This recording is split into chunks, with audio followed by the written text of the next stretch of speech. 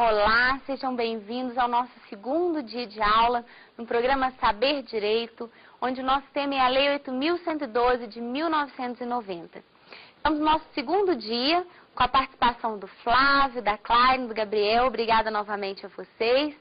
E nós hoje vamos trabalhar o tema provimento, vacância e deslocamento. Eu, Lucília Sanches, professora de Direito Administrativo, continuo com vocês trabalhando toda a Lei 8.112 até a nossa quinta aula. Lembrando o nosso e-mail, saberdireito@stf.jus.br. Envie suas dúvidas, suas sugestões, lembrando de colocar especificamente qual que é o tema, qual que é a aula, meu nome, para facilitar no envio das perguntas de vocês. Na aula passada, nossa primeira aula, nós fizemos uma pequena introdução a respeito dos agentes públicos, dos cargos, dos empregos, dos diversos tipos de cargo e da função pública. E hoje a gente vai começar a falar mais especificamente sobre a Lei 8.112, onde nós vamos trabalhar o tema provimento, o tema vacância e o tema deslocamento. A começar por provimento, porque a gente consegue fazer uma sequência bem lógica da Lei 8.112. Nós vamos conseguir seguir a Lei 8.112 tal qual ela está. E o tema provimento, portanto, é um tema de extrema relevância, não só para quem pretende entrar num cargo público, para quem já está, para quem vai fazer concurso e para os advogados de forma geral, para que possa orientar os seus clientes nos procedimentos necessários. Antes de mais nada, o que é provimento? Provimento é o preenchimento de um cargo, é a ocupação de um cargo. É quando o servidor é chamado a preencher, a ocupar, a fazer parte de um cargo público. E aí, claro que a gente pensa, num primeiro momento, a respeito da prestação do concurso. Passei no concurso, vou ocupar um cargo público, vou prover um cargo público.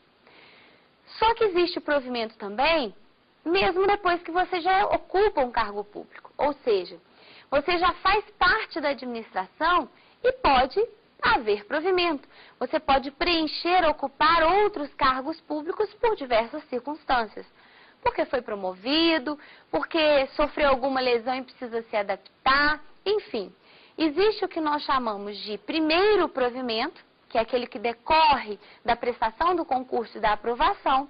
E existe o que nós chamamos de provimentos decorrentes ou derivados.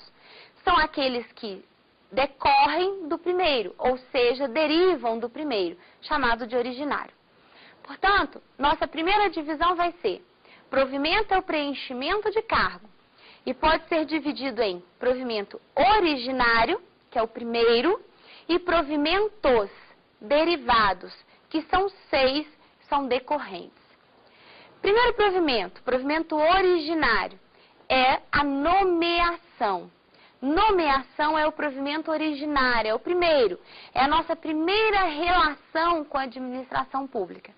Nós prestamos concurso público, somos aprovados e a administração nos nomeia. Ela nos chama a preencher um cargo público. Portanto, o provimento nomeação depende da aprovação em concurso público. Eu me invisto quando eu, após a nomeação, tomo posse. Portanto, não confundam preencher um cargo com investidura.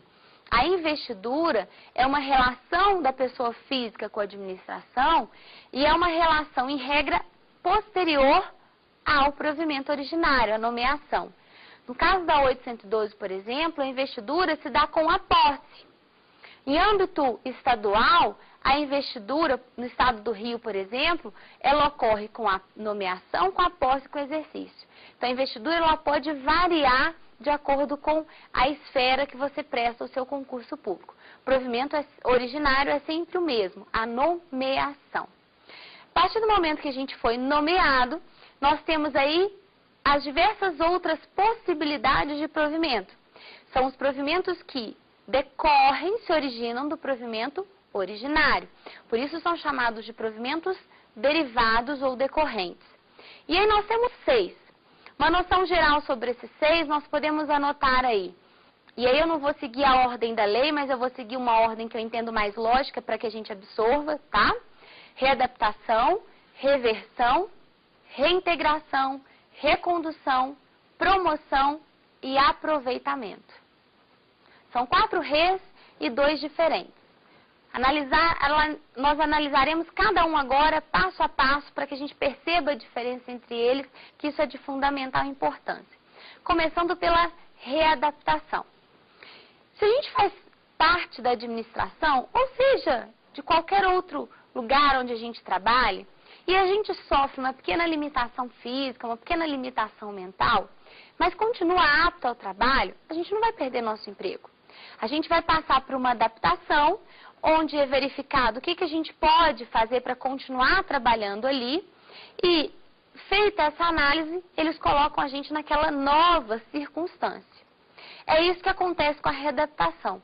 A readaptação acontece quando o servidor sofre uma limitação, seja física ou seja mental, que dificulta ou inviabiliza o exercício daquela atividade que ele prestava, mas não o torna inapto para o exercício das atividades de modo geral. Ou seja, ele não passa a ficar impossibilitado de trabalhar, ele passa a ficar impossibilitado de exercer aquela função especificamente. Imaginem, por exemplo, que você é digitador, você faz audiência com aquele juiz digitando a audiência. E você tem um problema antigamente chamava LER, né? Agora não me recordo qual que é o nome atual dessa LER. Mas você tem um problema de LER e você não tem mais aquela capacidade, nem pode continuar digitando. Você tem capacidade de continuar trabalhando. Você pode, por exemplo, sair da sala de audiência e atender o público, os advogados no balcão. Isso não vai interferir a sua orientação com os braços, motora. Enfim, imaginem, por exemplo, você que é motorista e aí você sofre um acidente, perde algum movimento de perna ou até mesmo de braço, ou você tem um derrame, diversas possibilidades, diversas limitações físicas ou mentais que a gente hoje sofre, mas que não limitam a gente para o trabalho como um todo, limitam para aquela atividade. O que é feito? A gente readapta aquela pessoa, coloca ela numa nova função para que ela continue trabalhando, não mais naquelas condições onde ela hoje não tem possibilidade. Só que é importante que a gente observe o seguinte: eu não posso aproveitar e falar assim, poxa, eu não consigo mais ser digitador, então vou virar juiz, né? Porque o juiz fica falando para alguém digitar. Olha que ótimo, né? Vou sofrer essa limitação e passo a ser juiz. Isso não pode. Se você é analista e sofre limitação, você tem que exercer uma outra função de analista. Se você é técnico e sofre limitação, você tem que exercer uma outra função de técnico. E assim, dessa forma, juiz continua juiz, sucessivamente. Você não vai poder ter uma alteração de cargo, uma alteração na sua carreira, na sua classe, em razão disso. Não pode acontecer o que a gente chama de desvio de função. Não pode fazer uso disso para o desvio de função. Lucília, eu entendi exatamente essa questão. O que eu tive dificuldade é de imaginar a seguinte situação. Eu sofri essa limitação. No entanto, não tem nenhum cargo para que eu seja colocado, para que eu seja readaptado. Como é que fica a minha situação? Na questão da readaptação, ainda que não tenha um cargo vago para que esse servidor seja colocado, a gente coloca esse servidor numa situação que nós chamamos de excedente. Apesar de não haver cargo, ele vai trabalhar na situação de excedente. Ele trabalha sem cargo. O primeiro cargo que vagar será dado a ele. Entendido? Então, na readaptação é possível o excedente. E a readaptação é muito próxima da reversão, porque nas duas a gente tem um problema físico, um problema mental. Só que a readaptação é menos grave. Eu sofri uma limitação para uma atividade específica, não para o trabalho como um todo. A reversão já é um pouco mais grave. Na reversão, eu sofro uma limitação para a atividade como um todo. Eu não tenho mais condições de trabalhar. Eu me torno inválido para o trabalho como um todo.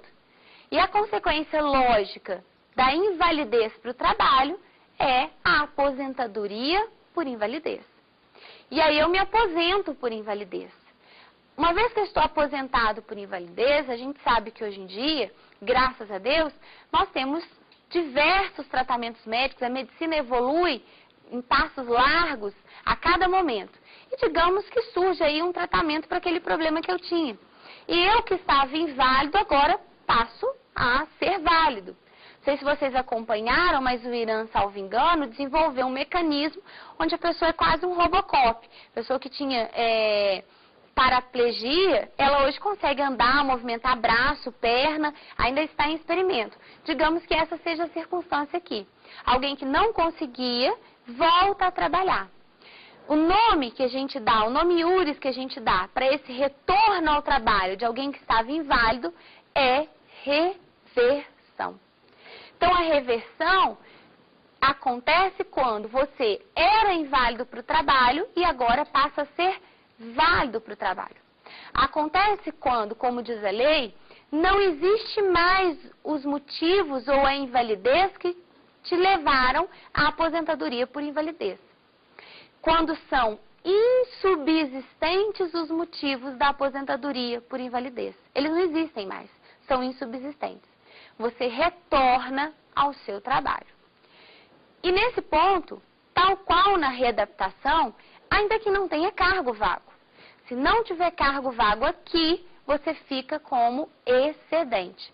O primeiro cargo que vagar será dado a você. Então, apesar de não ter cargo vago, é possível o seu retorno. Lucília, mas a minha dúvida é, como que vai ser identificado que agora eu estou bom, que agora eu não tenho mais invalidez? De tempos em tempos, a pessoa que se aposenta por invalidez, ela faz exames. E aí, verificada essa situação de não invalidez mais, o médico vai determinar que ele volte ao trabalho, vai ter todo um procedimento. Ou você mesmo pode avisar, olha, agora eu fiquei bom, eu quero voltar a trabalhar, volto ao trabalho. Então, você pode chegar à administração e informar isso, ou você pode aguardar o período do exame médico e o médico determinar que agora você está novamente apto ao trabalho.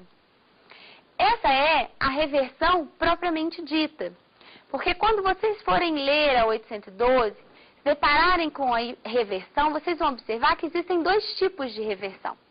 Existe essa que eu acabei de falar, mas existe uma outra reversão que foi acrescentada por medida provisória, medida provisória 2225 de 2001. Acrescentou à Lei 8.112 uma segunda hipótese de reversão. Essa segunda hipótese de reversão só se chama reversão porque também é o retorno de alguém que estava aposentado. Mas em nada se parece com a primeira hipótese de reversão que nós acabamos de ver. Não há nada de comum, a não ser o fato de que nós temos aqui a volta de alguém que também estava aposentado.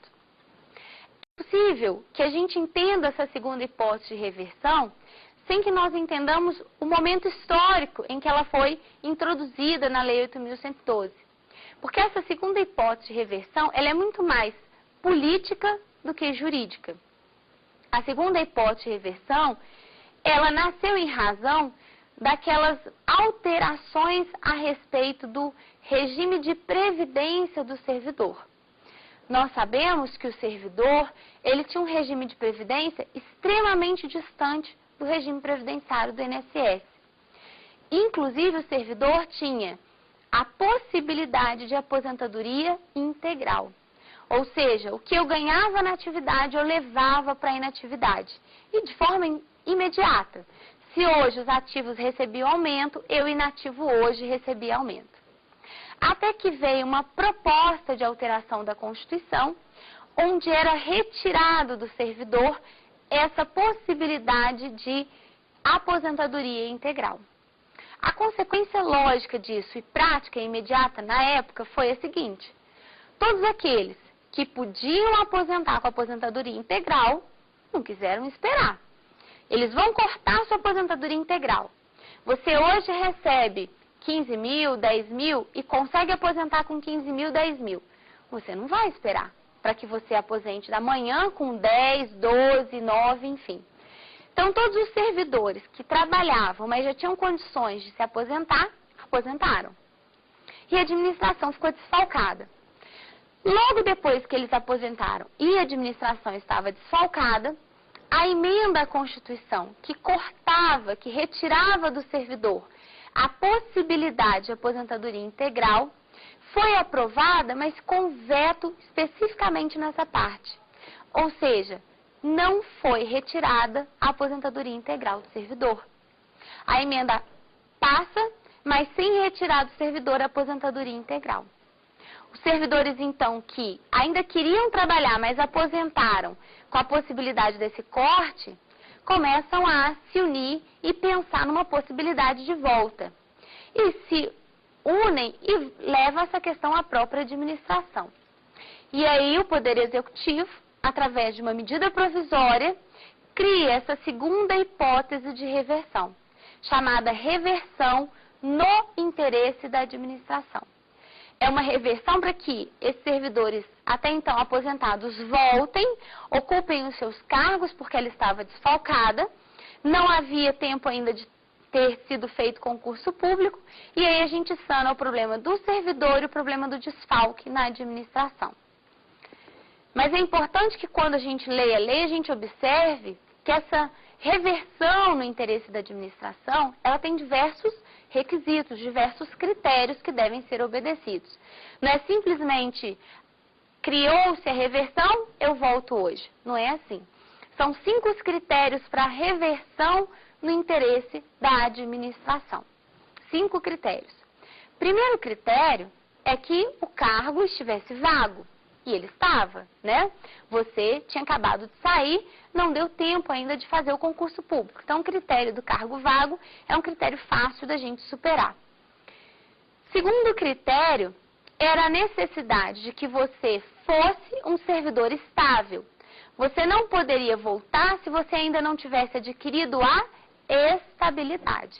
Então, olha como é que os conceitos da aula anterior são importantes nesse momento. Não basta você ter ocupado um cargo efetivo. Era importante que você, além de ocupar um cargo efetivo, já tivesse adquirido a estabilidade. Aí você poderia voltar. Terceiro requisito para que você alcançasse essa reversão. Você tinha que ser aposentado voluntariamente. Não poderia ser hipótese de aposentadoria por invalidez, nem a aposentadoria compulsória. Esse requisito eu costumo brincar que é desnecessário. Seria desnecessário que a lei colocasse. Porque, veja bem, se você aposentou por invalidez, ou você continua inválido, e obviamente você não tem condições de trabalhar, ou você não está mais inválido e já existia uma hipótese que resguardava essa circunstância, que é a reversão em razão da invalidez não existir mais. Então, por óbvio, a gente já poderia eliminar esse tipo de aposentadoria. Também poderíamos eliminar a aposentadoria compulsória, porque a Constituição fala, acima de 70 anos, o servidor tem que aposentar, não pode mais trabalhar, não posso passar. E eu costumo brincar com os meus alunos. Eu só conheço uma pessoa que depois de 70 consegue diminuir de idade, né? Não sei se vocês viram o filme do Benjamin Button, até onde eu sei, só ele hoje consegue ir fazendo 69, 68, enfim. Todos nós, depois de 70, vamos 71, 72, então impossível, se eu hoje me aposento na compulsória, eu consiga voltar. Portanto, só sobrou aposentadoria voluntária, só sobrou aquela em que eu peço para aposentar. Terceiro requisito, portanto, tranquilo da gente entender, tranquilo da gente guardar. Já falamos a respeito do cargo vago, do servidor ser estável e da aposentadoria dele ser voluntária. É importante que a gente saiba também que era necessário que o servidor solicitasse a sua volta. A administração não chamou os servidores, não convocou os servidores a retornar. Isso dependia de uma vontade de cada servidor, do interesse dele de voltar ou não, desde que estabelecidos ou obedecidos todos os requisitos que nós estamos analisando.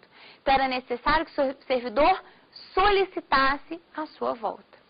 E o último requisito, o quinto requisito, é interessante, porque é uma limitação temporal para essa reversão. É necessário que o servidor solicite em 5 anos.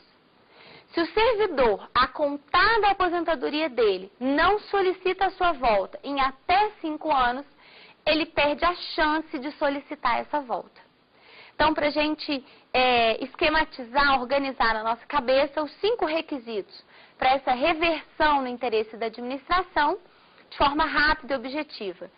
Servidor estável, cargo vago, aposentadoria voluntária, solicitação de volta, prazo de 5 anos a contar da aposentadoria. Obedecidos todos esses requisitos, era possível a reversão no interesse da administração. Com isso, a gente fecha as duas primeiras hipóteses de provimento derivado. E passamos para a segunda, que também é um provimento derivado que começa com a letra R, né? Eu costumo brincar, são 4 R's, 4 recondução, readaptação e agora reintegração. Terceiro, reintegração. O que seria a reintegração? Reintegração, ela acontece quando o servidor, ele é demitido, ele é mandado embora, ele perde o seu cargo público, mas ele consegue mudar essa circunstância, ele consegue invalidar a sua demissão. Ele consegue, seja administrativamente ou judicialmente, tornar inválida, anular essa decisão, essa demissão. E aí ele retorna ao serviço público, especificamente ao seu cargo de origem. Portanto, conforme diz a lei, a reintegração é a invalidação administrativa ou judicial, invalidação administrativa ou judicial da demissão de um servidor estável. Da demissão de um servidor estável. Uma vez que a gente entendeu os conceitos da primeira aula, fica fácil de perceber que, lógico, só o estável vai poder voltar. O não estável não tem direito àquela circunstância. Se você consegue, portanto, invalidar a sua demissão, seja de maneira administrativa, num processo administrativo, seja num processo judicial, você será reintegrado ao seu cargo de origem. Inclusive, com alguns danos morais, né, pagamento de danos morais e materiais, porque você ficou sem seu cargo, sofreu algum prejuízo, deixou de receber, tudo será restituído a você. Mas, para que a gente ligue essa forma de provimento derivado à quarta forma de provimento derivado, é importante que a gente perceba o que acontece com quem estava no seu cargo. Qual que vai ser a consequência de você voltar ao seu cargo e ter alguém ali ocupando o seu cargo? Porque na reintegração, como é direito seu, você volta para o seu cargo, mas o seu cargo pode estar ocupado. E a reintegração não pressupõe cargo vago. Ainda que ele seja ocupado, é direito seu voltar. Mas, o que a gente faz com aquele servidor que está ali no seu cargo? Aquele cargo para o qual você volta? Esse servidor será, a princípio, reconduzido ao seu cargo anterior. Então, o servidor que ocupava o seu cargo e você é reintegrado e tira ele dali, ele será, a princípio, reconduzido ao seu cargo anterior. Só que pode haver alguém ali no cargo anterior dele. E aí a gente se pergunta, o que a gente faz? Porque eu costumo brincar, 2 servidores não ocupam o mesmo cargo no espaço, é lei da física, né? 2 corpos não ocupam, 2 servidores também não ocupam o mesmo cargo no espaço. Eu já reconduzi ele ao cargo anterior dele, mas lá tem alguém, lá tem um servidor. O que eu vou fazer? Primeira coisa que nos vem à mente é, Lucília, logicamente, pego essa pessoa e reconduzo ao cargo dela. Isso parece muito prático, mas se a gente pensar que a administração publica tudo, tem um formalismo, tem vários critérios, e pensar que isso geraria um efeito dominó, porque imagine, alguém é reintegrado e a pessoa que está ali é reconduzida. Quando ela chega no cargo dela, tem alguém. Se a gente reconduzir, pode ter alguém, e aí a gente vai ter que reconduzir. E aí ter alguém, reconduzir, ter alguém, ia ser um efeito dominó, concorda? Ia ser bastante trabalhoso. Então, para evitar esse tipo de coisa, até porque todas essas reconduções demandariam publicações em diário oficial, análise, enfim, o que a Lei 8.112 resolveu? Você foi reintegrado. A pessoa que estava no seu cargo é reconduzida. Se ela chega ao cargo dela e existe outro servidor ali, ao invés de nós reconduzirmos também esse outro servidor, nós vamos pegar o reconduzido e vamos tentar aproveitar reaproveitá-lo em outro cargo. Então, veja bem, você é reintegrado, a pessoa que está ali, a princípio é reconduzida, mas se ela chega no cargo anterior dela e já existe alguém, nós vamos tentar aproveitá-la em outro cargo. Lucília, só que não existe nenhum cargo vago, eu não consigo aproveitá-la em cargo nenhum. Ela perde o seu cargo? Se ela foi estável, não. Nós vimos a estabilidade só naquelas circunstâncias que nós estudamos na aula anterior. Então, se eu não consigo aproveitá-la em nenhum outro cargo, porque não existe cargo vago, eu deixarei essa pessoa em disponibilidade. Eu me volto a essa pessoa e digo, olha, você vai ficar em casa, disponível para mim. Quando eu precisar, quando eu te chamar, você vem. Então, você ficará em disponibilidade. Voltando no percurso, para que a gente tenha isso fixo e para que a gente entenda. Alguém é reintegrado, porque invalidou a sua demissão. A foi reintegrado porque invalidou a sua demissão. B, que estava no cargo de A, será reconduzido. Só que quando B é reconduzido, ele se depara com C. E aí, 2 servidores não ocupam o mesmo cargo no espaço. Portanto, B será aproveitado em outro cargo. Se não tiver nenhum cargo vago para nós aproveitarmos B, B ficará em disponibilidade. Fica em casa, disponível, esperando a administração. Quando a administração chamar, B volta. E aí a gente se pergunta, fica em casa como? Fica em casa recebendo, porque afinal de contas B não queria parar de trabalhar. A administração, a lei é que determinou essa circunstância. Então ele recebe. O servidor que está em disponibilidade recebe. No entanto, claro que ele não pode receber a mesma coisa de alguém que está trabalhando. Não seria justo, feriria o princípio da isonomia. Daí, B receberá de forma parcial, ou seja, de forma proporcional. B vai receber proporcional ao tempo de serviço. É feito um cálculo onde a gente vai analisar o tempo de serviço de B e vamos verificar quanto B vai receber. Então, a reintegração pode levar a uma recondução, a um aproveitamento, ou até mesmo a uma disponibilidade. Portanto, quando a gente estuda a terceira forma de provimento derivado, automaticamente a gente estuda a quarta, que é a recondução. Porque, em regra, a reintegração leva à recondução. Recapitulando, portanto, a quarta forma de provimento derivado chama-se recondução. E recondução é pegar algum servidor que está num cargo onde alguém foi reintegrado e enviá-lo ao seu cargo anterior. Então, a recondução, ela tem como uma das origens a reintegração do anterior ocupante do cargo que você está. Mas não é só. O nome recondução, a expressão recondução é usada em 2 circunstâncias. Uma é essa. Um dos provimentos derivados recondução é esse. Porque é possível também o provimento derivado recondução numa segunda circunstância completamente diferente dessa primeira que nós acabamos de analisar. É possível também que haja recondução porque você foi reprovado no estágio probatório. Como assim, professor? E aí, mais uma vez, uso o Flávio, meu querido aluno, para vocês conseguirem concretizar e visualizar isso. Flávio hoje é técnico do STF. E aí, Flávio está se formando, passou na OAB com certeza, e Flávio faz concurso para analista. Agora, tem o curso superior, você é analista do STF.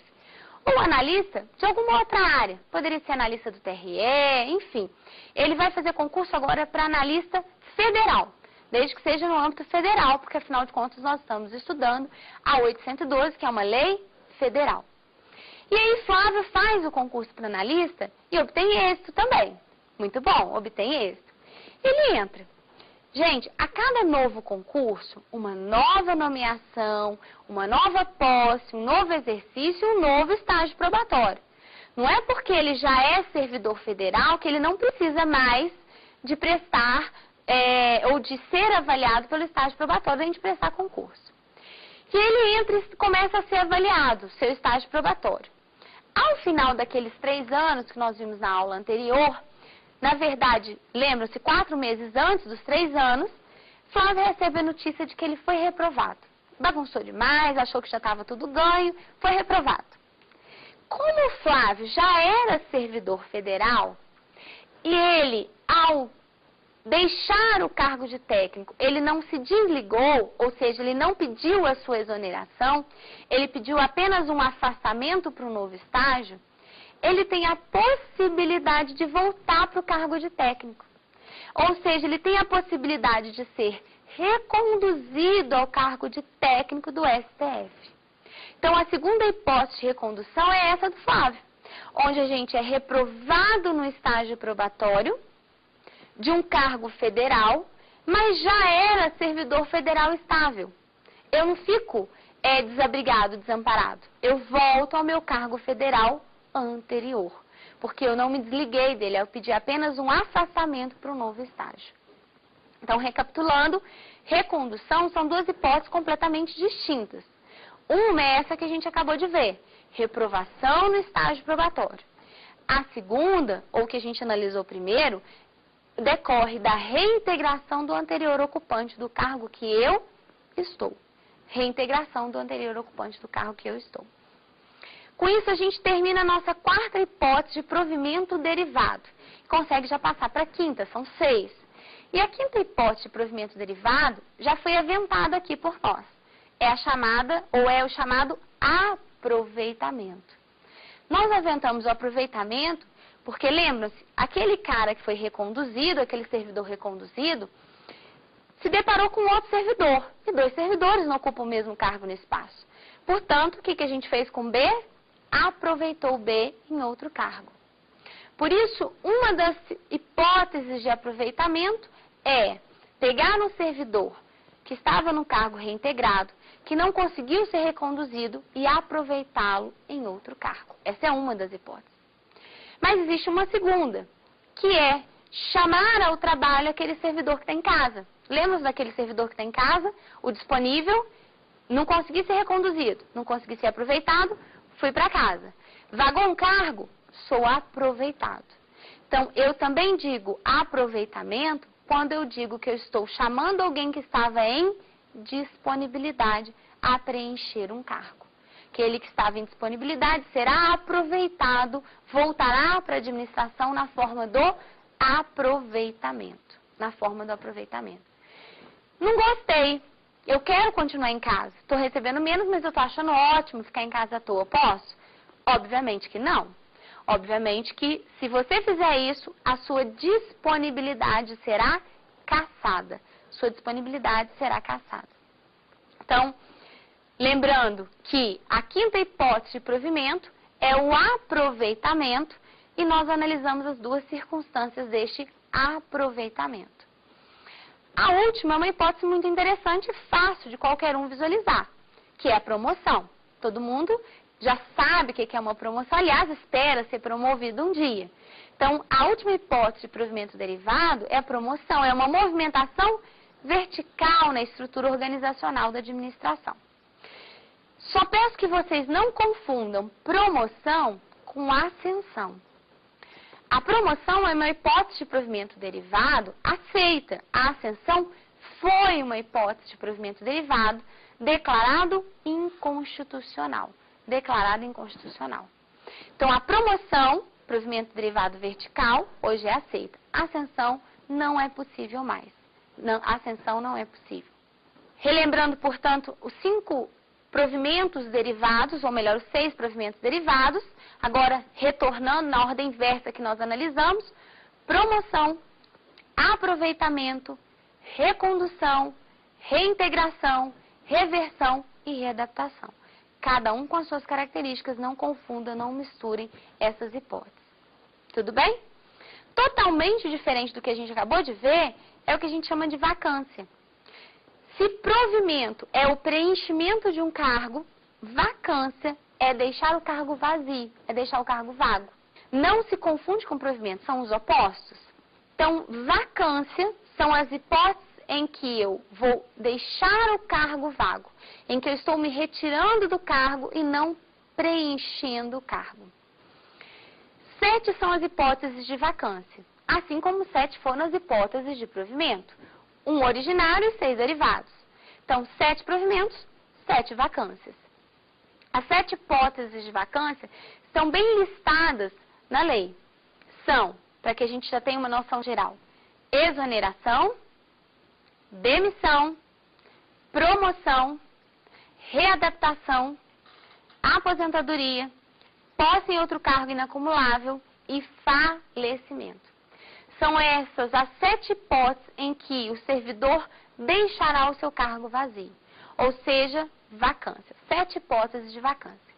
Quando nós listamos as 7 hipóteses de vacância, imagino que vocês tenham percebido que algumas hipóteses de vacância são também provimento. Perceberam isso, né? 2, na verdade, hipóteses de vacância são também provimento. Professora, como assim eu estou deixando vago, mas eu estou preenchendo? Quais são as 2 hipóteses de vacância que são vacância e provimento? Vê se vocês conseguem identificar aí. Podemos listar 2 hipóteses de vacância que são também provimento? Promoção e readaptação. Por que essas 2 são vacância e são provimento? Porque quando eu sou promovido, eu deixo o cargo de técnico nível 1 vago e me torno técnico nível 2. Então, ao mesmo tempo em que eu preencho um cargo, eu deixo o outro vazio. Técnico nível 1, técnico nível 2. Vacância e provimento ao mesmo tempo. Vacância e provimento ao mesmo tempo. E readaptação, mesma coisa. Eu não consigo mais ser digitador, lembram-se disso? Numa sala de audiências. Mas eu vou conseguir agora atender o público, atender o balcão. Então, eu saio da digitação e vou para o balcão. Deixo a digitação vaga, mas preencho o cargo do balcão. Então, ao mesmo tempo que eu tenho um provimento, eu tenho uma vacância. Ao mesmo tempo que eu tenho provimento, eu tenho uma vacância. Portanto, com isso a gente também percebe uma segunda situação interessante. Vacância não significa acabar com o meu vínculo com a administração. Eu posso deixar um cargo vazio, mas continuar me relacionando com a administração. Vacância é simplesmente deixar um cargo vago, sem que necessariamente eu tenha que perder o meu vínculo com a administração. Obviamente, gente, se eu faleço, perdi meu vínculo com a administração, concorda? Por enquanto é assim. Ainda não chegamos no extremo de não ser assim ainda. Não duvido que no futuro não seja, né? Quem sabe a gente vai trabalhar lá de cima. Mas hoje o falecimento é a vacância com a perda do vínculo. No entanto, eu posso ter a vacância sem a perda do vínculo. Nessas 2 hipóteses que a gente acabou de ver. Onde eu deixo o cargo vago e preencho o outro. Mas não só. Na posse em outro cargo inacumulável também, eu continuo com o vínculo. Só que deixo aquele cargo vago. Então, não se confundam e pensem que vacância é o meu desligamento da administração. Desligamento é vacância, mas vacância não é desligamento. Ou seja, 2 das vacâncias são hipóteses de desligamento. As 2 primeiras, exoneração e demissão. Nesses 2 casos eu me desligo. E no último, porque eu faleci, não tem como por enquanto. Mas os desligamentos extra-falecimentos são apenas exoneração e demissão. A exoneração, porque é um desligamento em que eu peço, não quero mais trabalhar aqui, cansei, quero sair, ou porque eu fui reprovado no estágio probatório, olha, você é bom de passar no concurso, mas não deu no seu estágio probatório. E a demissão, que é aquele desligamento onde o servidor sai porque ele foi punido. Então, é fundamental, é crucial que a gente perceba que demissão é uma punição. Exoneração não é punição. Nunca entendo a exoneração como punição. Porque isso no dia a dia as pessoas falam de forma errônea. Isso para quem vai prestar concurso aparece sempre para tentar confundir vocês. Exoneração é um desligamento sem punição. Porque você quis, por exemplo. Demissão é o desligamento com punição. É uma das formas de punição que nós vamos analisar lá na 5ª aula. Nesse momento, é importante apenas que a gente distinga uma coisa da outra. Exoneração, desligamento sem, demissão, desligamento com. Eu associo, para você tentar perceber, com a CLT, onde nós temos a demissão com justa causa e a demissão sem justa causa. Lá na CLT, eu peço demissão, e aí eu estou saindo porque eu quis. Ou eles dizem, olha, você não fez nada de errado, mas eu preciso te demitir, eu preciso te cortar. A demissão sem justa causa é trazida para cá com o nome de exoneração, a título de comparação, é claro. Ou seja, você quer sair, ou eles precisam te cortar sem que você esteja sendo punido, exoneração. A demissão com justa causa, aqui recebe o nome de demissão, tá? Então, associem dessa forma que eu acho que facilita para a gente perceber. Portanto, vacância e provimento se contrapõem. Terceiro tópico dessa aula de hoje é o que a gente chama de deslocamento. E é muito importante que a gente analise o deslocamento junto com a vacância e com o provimento. Porque provimento e vacância se contrapõem. E o deslocamento, ele se assemelha em nome com o provimento. Então, poderia gerar uma pequena confusão aqui para o operador do direito. Mas nós vamos distanciar bastante essas coisas, porque em nada elas se assemelham, a não ser em relação à nomenclatura. Deslocamento são duas hipóteses.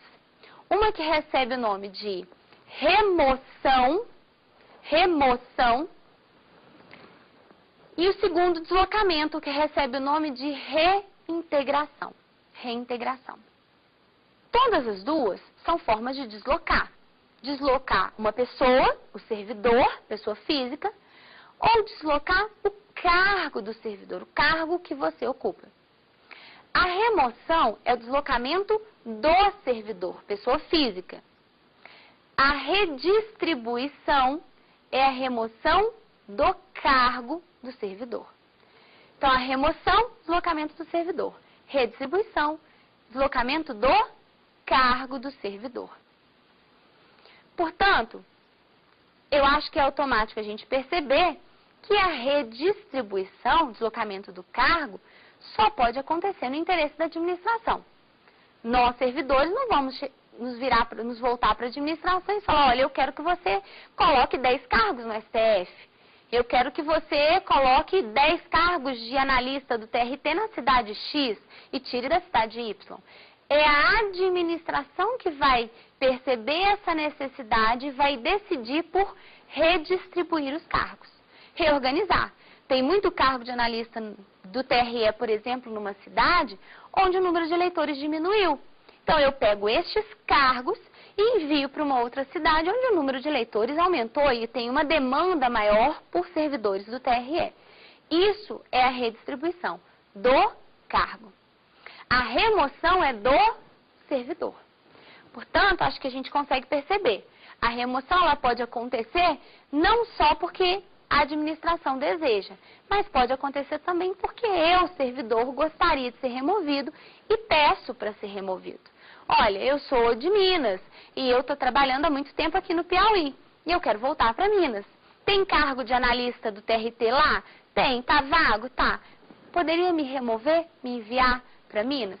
Então, a remoção ela acontece, sim, de ofício, porque a administração tem interesse, mas ela acontece também porque eu, servidor, solicito, eu, servidor, peço. E aí, é uma circunstância bastante interessante para a vida prática de quem é servidor, é a gente perceber que a regra é que eu peça e a administração analise o meu pedido e veja se é interessante para ela. Mas que é possível, em 3 circunstâncias, que eu peça e ela esteja obrigada a me enviar para onde eu quiser. Extremamente importante, 3 circunstâncias em que eu consigo a remoção a pedido por direito meu, servidor. Eu tenho direito de ser removido. Primeira delas, bastante simples. Eu, servidor, estou doente, ou alguém da minha família está doente, e eu vou pedir remoção para onde tenha tratamento. A administração não vai deixar eu morrer. Ela vai me enviar para onde tem tratamento e aí, a partir daí, eu sou removido. Primeira circunstância. Segunda hipótese de remoção em que eu peço e sou atendido é quando eu, servidor federal, sou casado com alguém que é servidor também. Seja ele federal, seja ele estadual, seja ele inclusive militar. E o meu cônjuge foi removido de ofício. Quando o meu cônjuge é removido de ofício, eu que sou servidor federal, tenho o direito de ser removido para onde ele foi, tá?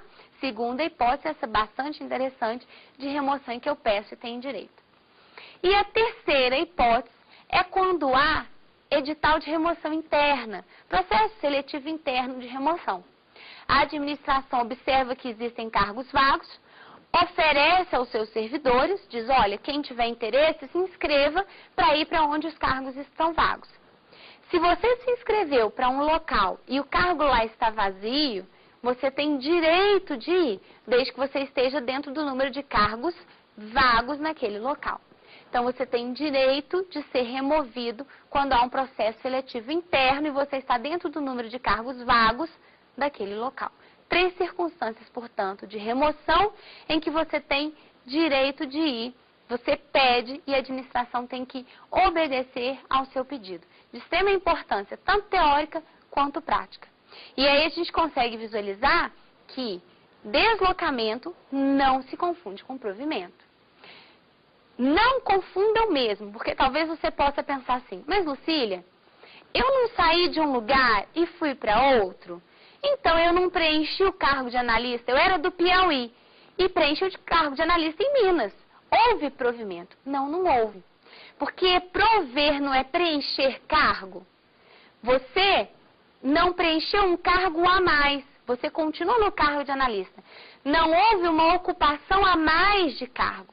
Tanto é que, quando você foi para Minas, o número de cargos de analistas ocupados continua sendo o mesmo, só que mudou de um local para outro. No provimento, nós temos um aumento de número de cargos ocupados e na vacância uma diminuição de cargos ocupados. Na remoção, que é uma hipótese de deslocamento, nós temos o mesmo número de cargos ocupados, porém espacialmente em lugares diferentes.